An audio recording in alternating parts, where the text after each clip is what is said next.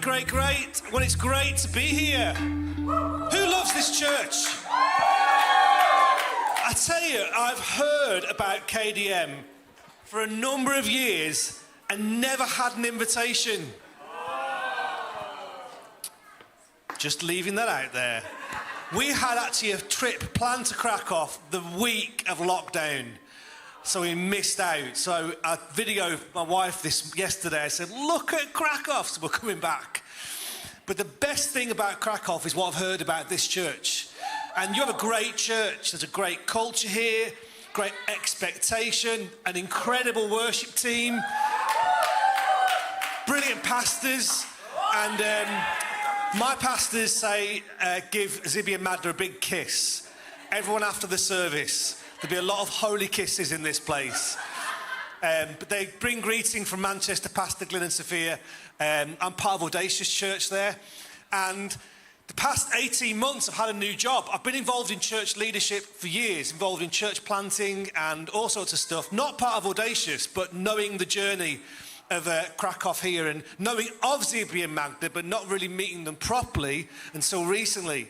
And it was like a long overdue.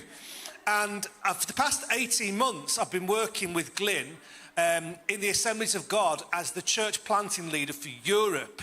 Who knew? I'm just a pastor from North Manchester, and yet God has positioned my life to be involved in helping churches and nations all over Europe with church planting. And with Assemblies of God, of which this church is part of in Poland, there's a goal across Europe now where nations are coming together and believing for thousands and thousands of churches to be planted in the next 10 years. So currently, in AOG, across Europe, the goal is 10,300 churches by 2033. Who believes that? Because it's one thing to say it, it's another thing to really believe it. And I want to encourage you to expand your vision of what God could do. Even in Poland, even in Krakow. Who knows? Krakow could be the first domino between a toppling effect across the whole of Europe. You just don't know. So you need to come with expectation and say, God, thank you for what's happened, but I'm ready for more. I want more. And so part of my role now is going around different nations, asking them, what's your vision? What's your strategy? How are you going to do this? And some nations are just tearing it up. Other nations, it's a completely new concept, planting a church. Because who knows, religion has a real hold on our continent. And some of the religious mindsets are even in the Pentecostal church. And so we're going to people saying, let's think God could do more in the next 10 years than has happened the past 100 if Christians really believe in who they are and the God they serve. And so it's an honor to be here. I've been in Audacious Church for a year. My family moved there when I took this new job on, but I know the Audacious family really well, so I am part of Audacious now, and you're part of our family as well. And so Glyn and Sophia speak about this church being part of the family of Audacious. So you're very loved by people there. I've heard a lot about you. I was expecting a lot this morning. I thought, I don't want to be disappointed, and I wasn't. It's been awesome, my wife is called Susie. I've been married 22 years. I know. And there's a picture there of my kids, my two daughters, which break my heart every day.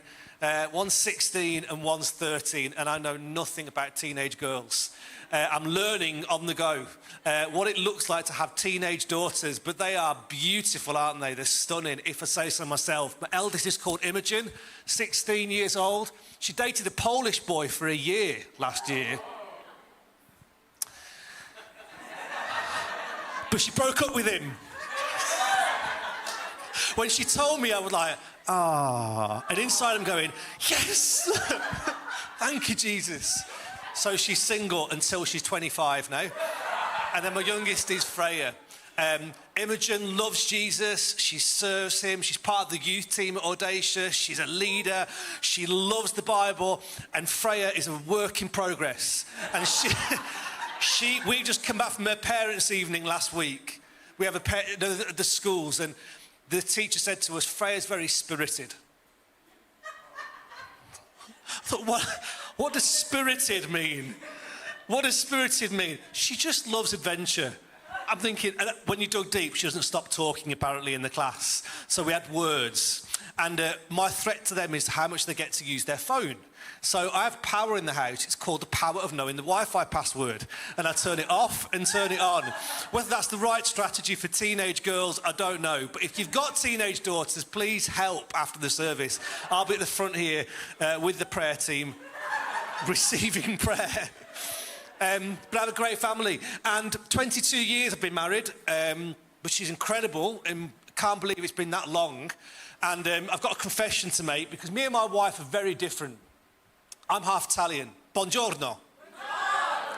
And I come from a very loud family and everything's arguing, but we're not arguing, we're loving each other, but we deal with it through arguing and absolutely. And if you don't agree with me, we'll just shout louder. And my wife's very British. And when we had our first meet the families, she came to my family, everyone's screaming, arguing, throwing things at each other, and she just sat in the corner thinking, what have I come to?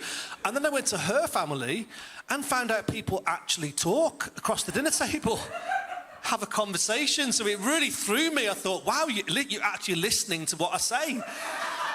And so two very different people coming together. And also she is everything I'm not. She's organised. Everything's got a plan. She doesn't lose anything, and I'm the opposite. I'm constantly losing things. And I made a confession in the last service. The last trip I went on in November, I lost my passport in the airport. I left it in the toilet. I came to the gate to check in, and my passport wasn't there, and I realised I'd left it in the cubicle and legged it back. I was in Sweden, and it just happened to be in the cubicle. That's how bad I am, and I didn't tell my wife that. Please do not repeat that to anybody. But I have got a confession to make, because this wedding ring here is my 16th wedding ring. You ask my wife. I've had 16 wedding rings, because I don't like wearing rings. And when Imogen was 2 months old, we had an episode where we were in a supermarket car park and we were packing the car after we'd been to the supermarket, and it's busy and I'm on my phone and we're talking, and I put Imogen in a car seat because she was crying, and put the keys in the ignition ready to start the car, put all the shopping away, shut the car, and didn't realise when we shut the car locked, and we locked Imogen in the car with the car keys. And we couldn't get in. And you start off by just pulling the car thinking it'll open in a minute, and we're pulling and pulling, and it wasn't opening like this. I'm going back and forth, and we're realising we've got a problem. We called the fire service wouldn't come. They said, well, you can't wait for us, you need to smash the car window. I thought, I'll smash the car window. So I got a brick and started throwing it, as you do, gently first. And nothing happened. So I did it again, and my daughter's in the car screaming. So I'm thinking, this isn't going to work. I need to use a bit more force. We use a bit more force, and bit by bit, nothing happened. Nothing. So I actually went into the shop. I didn't explain this in the last service. I went to get a spade off the shop floor because it was a supermarket and had some spades for sale in the entrance. And I grabbed one and I'm walking out, and the security guard said, what are you doing? I said, I've locked my daughter in the car. I need to smash the window. He thought I was crazy. Follows me. I'm smashing the window. Nothing was happening. And then in the middle of all this, every car thief in Manchester turned up in my car, trying to get into the car, and no one could get into this flipping car. Literally, it was taking ages, and then eventually a guy turned up with a big industrial, pickaxe, hammer thing to smash the windscreen, and he got through, and my daughter stopped crying, but I'm crying, my wife's crying, the security guard's crying, everyone's just like, oh! Picked up my daughter and got the car open, and realised in the middle of all that, we call it kerfuffle in Brim, I'd taken my wedding ring off and put it on top of the car to keep it safe. And then I drove off. And it was engraved with our names and our wedding date. And a few days later, I realised I'd not got my wedding ring on and had to go and confess to my wife. And I almost knelt because I felt nervous. I said, I've lost my wedding ring. And that was a conversation I didn't want to repeat. And so the next 15 times, I didn't repeat it. So this is my 16th wedding ring, and she thinks I've just lost it once. but she doesn't realise I bought the same one 16 times. The reason I'm telling you that story is because it's something I want to speak about for a few minutes this morning. How sometimes when you're busy and when you're distracted, it's really easy to lose sight of what's really important. It's really easy to lose what's valuable when you are in the middle of doing good things, and it's not until sometimes a while after you can realise I've lost something. It can happen to good people, really good people. And all of us have the potential to lose sight of really valuable things when we're distracted. And I think a lot of Christians are distracted with church. They're doing good things, they're busy, they're there every week, but in the middle of it all, we can just lose sight of the point, the purpose, the reason we're here, what's really important. And sometimes we need to stand back and think, have we missed the point? In the book of 2 Peter, Peter's writing to a load of scattered Christians all over the world, all over the area. And he goes through in the first few verses all sorts of stuff that's really key. He says, his divine power has given us everything we need for a godly life through our knowledge of him who's called us by his own glory of goodness. You've got power, you've got knowledge, you've been called, and all these important things Peter's going through in the next few verses. And then he says in verse 12, I will always remind you of these things, even though you know them and are firmly established in the truth you now have. I think it's right, Peter says, to refresh your memory as long as I live in the tent of this body. So he's saying as long as we're human, we have the potential to really forget things that are really important. And Peter's saying, I know you know this stuff. I know it's dead fundamental. You were firmly established in the truth. But I'm going to say it again to refresh your memory, because even the best people forget. And actually, as Christians, part of being spiritually mature is knowing what to forget and knowing what to remember. And actually, there's a real spiritual warfare even in that. What the devil wants us to do is often to remember what God's told us to forget and to forget what God's told us to remember. So when it says, forget the former things, do not dwell on the past, the devil has a great way of getting us to think about and dwell on the past, to remember what God's forgotten. But spiritual maturity is saying, what do I need to forget, but what must I not forget and I need to remember? And part of being a Christian is learning what it is we need to remember and what we need to forget. And probably the biggest problem is not what we don't know, it's what we do know but have forgotten. Like, we must not forget some really key things. Things like the resurrection was not a one-time event 2,000 years ago. It happens every day in my heart. The same spirit that raised Christ from the dead lives in me. I wasn't just saved from hell, I was saved with a purpose. Like, there's things happening right now around me that I cannot see. This world is not all there is. I have an eternity. I've got a destiny. Like, Christians need to remember they're not just born for getting through, they're born for thriving because they've got something to demonstrate to the world. And what the enemy wants us to do is to forget that stuff. To just think about what we've done. And just think about all the reasons it's difficult to move forward. And the church in Europe is consumed with things that God's told us to forget and to really walk into the future. So I want to go through this morning 3 things that we must not forget when it comes to building church. Are you ready for this? There's a fact actually, 90% of people that take notes go to heaven. I'm just leaving that with you, okay? It's true, isn't it? So if you want to have up your chances, take notes, because you don't know whether God's going to speak to you this morning. But in all seriousness, when we come to church, we've got to come with a posture that says, God, I'm even going to believe you can speak to me through someone from Manchester, okay? And that takes faith. But God rewards faith, okay? But 3 things that I want to look at this morning when it comes to building church we must not forget. Are you ready for this? Number 1, we've got to learn to look up before we look in. We've got to remember that God has got a vision for Krakow before we've got a vision for what we're doing. Like, there's something on God's heart and someone on God's heart beyond what we can see or acknowledge. And sometimes we have to look up from what we're doing rather than just be consumed with what's happening in our world. And again, part of being a Christian and coming to church is realizing the church does not exist for you. It exists for those that don't know Jesus yet. And so we've got to look up and remember God's got a vision for Krakow way bigger than our vision. His heart is way bigger than mine. And so I have to look up before we look in. So in John chapter 4, there's a place where Jesus is sitting, Jacob's well, and he's got this encounter with this woman from Samaria that comes for water at the well. His disciples have gone off into the local town to get food, the Bible says. They're not here. The Samaritan village called Sychar, they've gone to get some food. And Jesus is talking to this woman, having a conversation. On paper, it should not work because he's a Jew, she's a Samaritan. He's a man, she's a woman. It was the wrong time of day. She shouldn't even have been at that well. And so this episode on paper was an issue for many people, but Jesus is there. She has this incredible transformation. He calls out stuff that no one would know. She comes looking for water. He says, you know, the water you really want is going to be found in me, living water. Her mind is blown. And while this is happening, the disciples come back from the town with their food.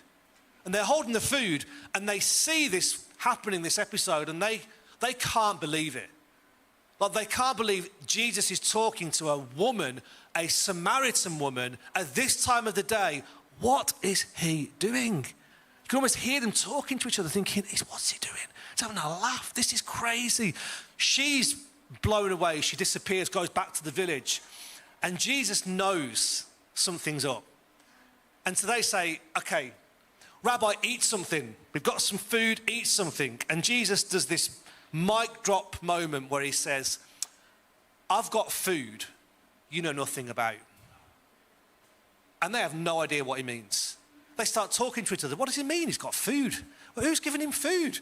What has he got some snacks in his pocket? Who's giving him food around this place? Because they don't know what he means. Because he doesn't mean physical food. He's talking about something different that's sustaining him. And he knows the disciples do not get this at all. They're so obsessed with food and this conversation, they're missing the point. And what they're seeing as an obstacle, they're missing the incredible opportunity. Isn't it crazy? They've just been in this Samaritan village and missed the fact the mission was the Samaritans. They've come back, they've seen this woman as a problem, realizing she was the purpose. That's the reason Jesus came. So he says, I need to deal with this. So he says, you have a saying. It says in verse 35 of John 4, 4 more months until harvest. This agricultural term that they all knew. Like, we'll look out and we know there's about 4 months left. And so between now and 4 months, we can make a plan. And there's this famous term. He says, you know what, I tell you, look at the field. Open your eyes, look at the fields, because they're ripe for harvest now.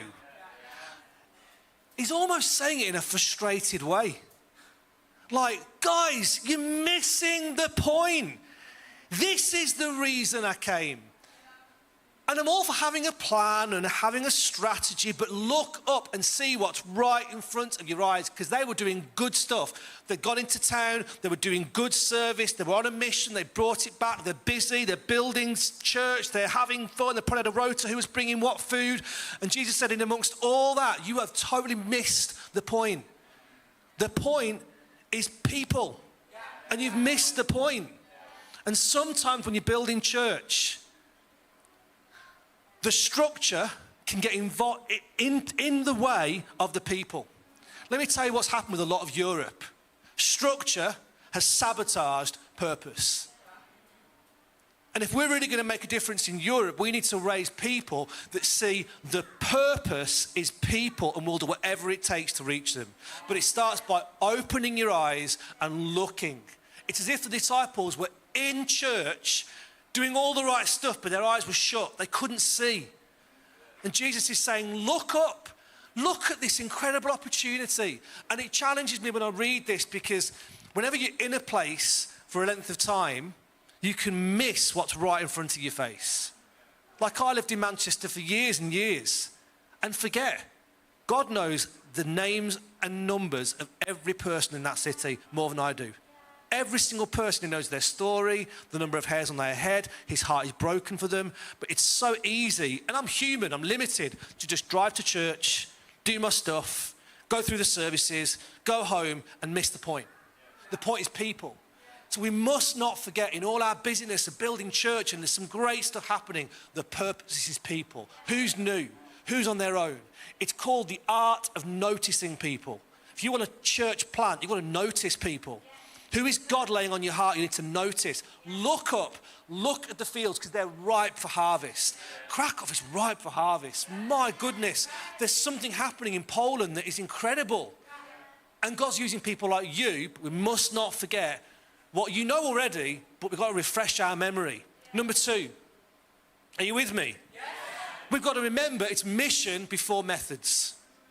Mission before methods.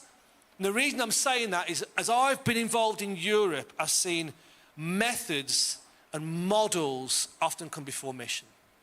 How we're doing stuff before why we're doing it in the first place. And I think the devil wants to hold Christians into inaction. I do.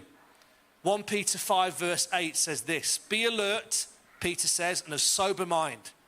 That word means vigilant, watchful, like tune in, snap out of this slumber, like be alert. There is an enemy like the devil that prowls around like a roaring lion, looking for someone to devour. Looking for someone to pull off the mission, to get involved in good stuff, but they're off the mission. Yeah. And I really believe that that is a metaphor for a lot of local churches like this, because Krakow has some history. And the devil knows that. And he prowls around looking for people he can pull off the mission, stuck onto a way of doing stuff that's not a bad thing, but it's just an enemy of the mission. You've got to have a spirit that understands the devil wants to take this land away from God. In the spirit of losing stuff in our family, my eldest daughter's taken after me. And 2 weeks ago, she lost her phone. And we got home from church, and she did that whole thing, which I do often. I lost it in the office before. I left my phone in the office, didn't I? Where's my phone? Where's my phone? And Imogen, my eldest, I've lost my phone. Oh, pulled up the I Find My iPhone app and found her face on the map, still stuck in Manchester. And I thought, oh, you've left your phone at church, flipping heck. But then the phone started moving out of the city centre and started realising someone had her phone. And the picture was a picture of my daughter's face. So someone had my daughter. My daughter was travelling across Manchester, and this spirit of, like, Liam Neeson, if you've seen the film Taken, that spirit came over me of like, you've got my daughter, to give her back, no problem. If you don't give my daughter back, I will find you and I will kill you. And so something just snapped inside of me. Call it the Italian temperament, call it the leader, call it the barbarian. We were going to get in the car. She's like, what, really? Get in the car. We are going back to Manchester. You keep that phone open. So I broke every speed limit. I went straight through every red light. We were going, I didn't know how I was going to deal with this. I thought, it's going to be a drug den. It's going to be someone who's going to have a night. I need to rehearse my judo moves in my head for how I'm going to get this phone back. And we eventually tracked it down. And we were going on the road, and I could see the icon a little bit ahead of us moving. And I thought, it's that car there. There's a car full of 3 youths. And we'll have to take them on all at the same time. And as they pulled off, the phone icon kept going, and I realised the phone was actually on a bus. So I was going to have to take on everybody. So I pulled in front of the bus, stopped the bus, got out of the car, and got onto the bus and rang her phone. I could hear it ringing. So I'm walking around looking every single person who's got this phone. I thought I was crazy. And eventually I realised it was the bus driver, and he pulled the phone was just smashed like in a million pieces because someone had gone over it in the car and given it to the bus driver. So he couldn't answer the phone because the screen was smashed. So the whole thing was it was a complete anticlimax. Took the phone back to her and said, never do that again, ever. And all my judo moves were not needed on that day. But they're there back in my mind somewhere. But something snapped in me. that day because something that was mine was stolen.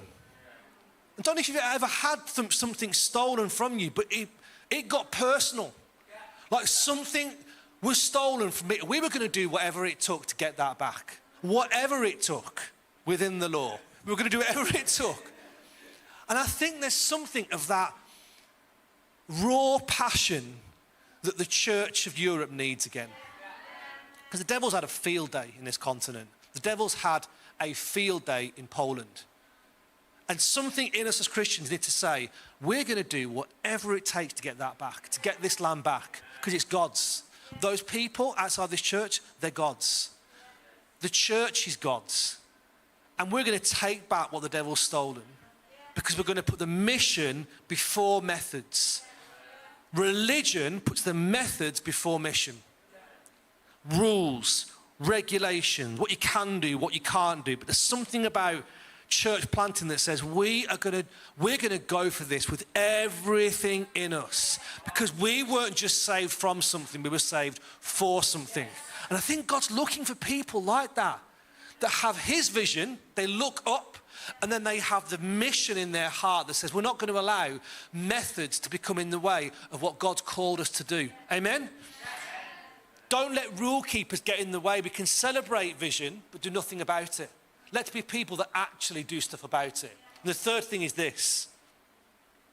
In building church, we have to make sure yes comes before no. Because it's such a small word, yes. But it can actually change entire futures. I think God loves people that say yes. Yes to his calling. Yes to his leadership. Yes to his destiny. I look at the disciples who they were doing their nets and cleaning their nets, and Jesus came up and said to them just 2 words, follow me. I mean, again, I was sharing this the last service. If that was me and I had a job and Jesus just said, follow me, I'd say, yeah, but can we have a chat first? Like, when? How's it going to work? Where am I going to live? How am I going to feed myself? What's going to happen next? So I'm a how person. I'd like to know how. I'm all for vision, but how we're going to do it. But the disciples just went, yes, dropped their nets and followed. I think, man, it's so inspiring, because it doesn't mean there wasn't a plan. It just meant that something on their lips before they asked how just said, yes. I thought, God, help me to be a person like that. Because Jesus said, 4 more months until harvest. This idea that, yeah, have a plan and have a strategy and there'll become a harvest time, but for all the plans and strategies, let's not make them God.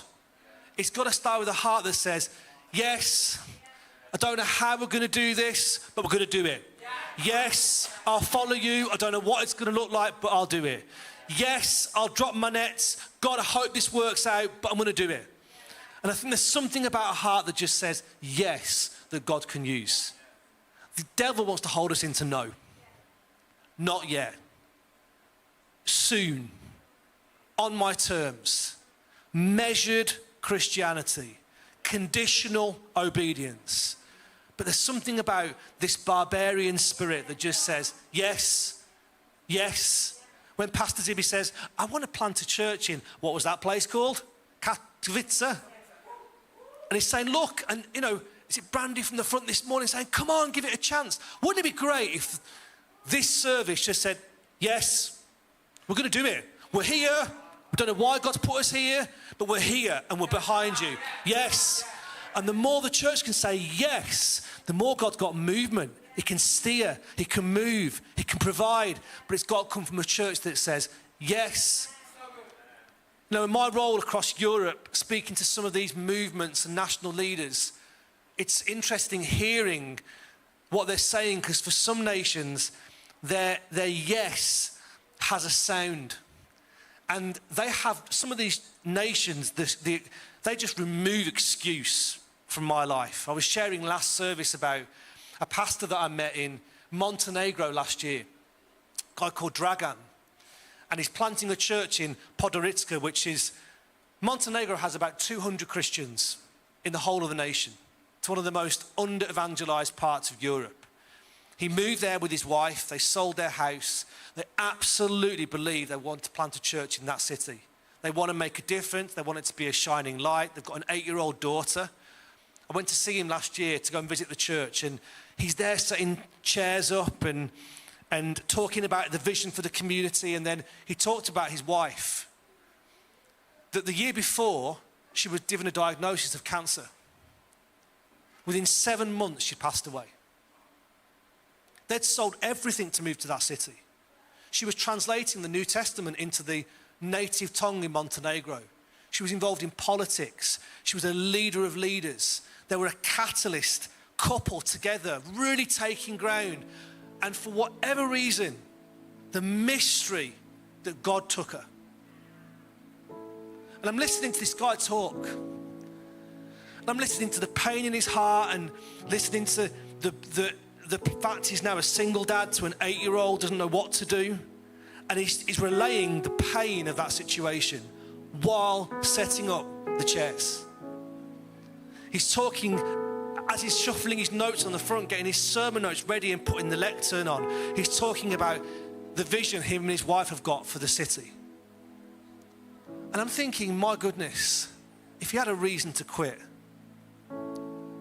it wouldn't have been a bad one. Change his tack, change his focus, maybe dial down his commitment. But something in him would not give up. And he said this to me when I said yes to Jesus. I meant it. And I still text him now and again, and he leaves me long voice memos asking me what I want prayer for. Asking me what I want prayer for. I'm thinking, oh my goodness, I feel like this big compared to you and your faith. But something in this man said yes. I can have a million reasons to run, but when I signed up for Christianity, I signed up for whatever it took, because Jesus gave me whatever it took. Last year I was sat on a stage in Madrid, me and my weird life, having in a conference where I'm sat next to the bishop of, I think it was Lithuania, the guy from Tanzania, another guy from America, another guy from Brazil, talking about church planting, and I was representing Europe. And before I shared, the guy from Tanzania, who was representing Africa, shared. And in Tanzania, they've got a vision to plant 2,000 churches in the next 10 years. I was like, whoa, 2,000 churches? Is he for real? And they're for real. Like, they are really on this. If you're a minister in that movement and you've not planted a church in 5 months, you lose your status as a minister. That's how serious. I was like, whoa, we should do that in Europe. So he's got this vision to plant these churches, and they're doing it. They're doing it. They're planting churches all over the nation. But I'm saying, so after the presentation, I said, I can't get, how are you doing that? And he said they came together and they taught every leader in the nation 3 things. Every leader when they become a minister. And this is what they taught them. That every believer is a disciple. Every disciple is a leader. Every leader is a church planter. I said, let me write that down, because that is brilliant. That every Christian believer is a disciple. Teach them that. Teach them that every disciple is a leader. Teach them that. Teach them that every leader is called to church planting. Like, church planting is not for some weird couple in Krakow. It's not for some strange breed of Christian. Like, we're all called to be church planters. We're all called to be leaders. We're all called to be followers. The problem is with the European church, we've made Christianity something which puts your hand up in church, but I'm not going to move, I'm not going to change, I'm not going to serve. You serve me. Church is about me. It's about the environment. It's about good coffee. It's about making me feel comfortable. And that could not be further from Christianity if you tried. So Christianity was about saying, I believe, I'll follow, and as I follow, I'm going to lead. As I lead, I want to advance the church, because I'm going to put mission before method. And I thought, no wonder you can plant 2,000 churches in Tanzania. Please let us have Christians like that in Europe. That it's not about methods and structures and models, and they're all great, and that's part of what I'm doing, is asking leaders, what's your model? How are you doing this? It's about getting the DNA of yes into every Christian. Yes, we'll do it. Yes, we'll follow. Can you imagine a church in Krakow full of people that just said yes? Yes, we're on this, we'll follow. Whatever you want to say, Zibby, Magda, we're behind you. Yes. I don't think the devil could stop it. I don't. He's looking for people he can pull off the mission into detail, but we're saying, no, we're not going to let the detail dictate the mission. Detail's important, but we're called to something, not just from something. You know, vision's really important. The Bible talks about that without vision, you'll perish, you'll die. You can't be a Christian long term without vision. Vision is about seeing something you can't yet see physically, but it's something in your heart is fixed on a future. We all need that. We all need a sense of vision. But you know, vision is not just about a picture of a desired future. It's also about a dissatisfaction of where we are now.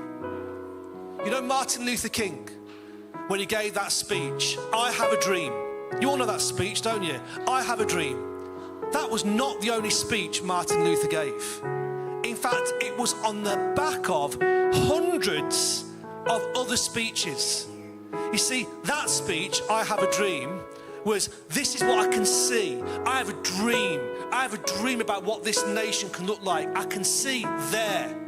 But that speech came on the back of hundreds of other speeches of why we can't stay here. I need to talk about why we can't stay here before I can talk about why we're going there. And as visionaries in this church, we have to know, yes, we can talk about what we want Krakow to be, but we have to talk about why we can't stay here. We can't stay here because the church across Europe is so dry, and Krakow has so much history, and there's so many religious strongholds in this place that we can't keep letting methods come before mission. We have to be people that say yes. We'll move, we'll change, we'll not make it about us. We'll be people that will follow you, whatever it takes, because you gave whatever it took for me. We're going to look up, we're going to see the fields because they're ripe. And who knows what could happen in Krakow? You know, Krakow could be the starting point for a move of God across the whole of Europe. You don't know. You don't know. God's the same in Spain and Portugal and Italy and Germany. Yeah, but he's looking for people. He's looking for people that will say yes. Yes, we'll do whatever it takes. So I challenge you, church. Don't just come with a limited, mediocre mindset that is obsessed with what you're going through. Bring what you're going through, bring it to God, and then ask God to fill you with his vision for your life, for the life of this city. And let's be people that have that spirit of like Rambo come upon us, that we think, no, this city's been taken by the enemy for too long, and we've got a mission to fulfill. And while we have breath in our lungs, we will not give up. That's what I want for Europe. That's what I want for Poland, and hopefully that's what you want for this beautiful city. This is not a game, is it? We're not just having a game here. I think the devil wants to trap Christians into talking a good game. This is spiritual battle. Church planting is spiritual battle. We're taking back that which was stolen and we're redeeming it for God's purpose. Let's stand to our feet.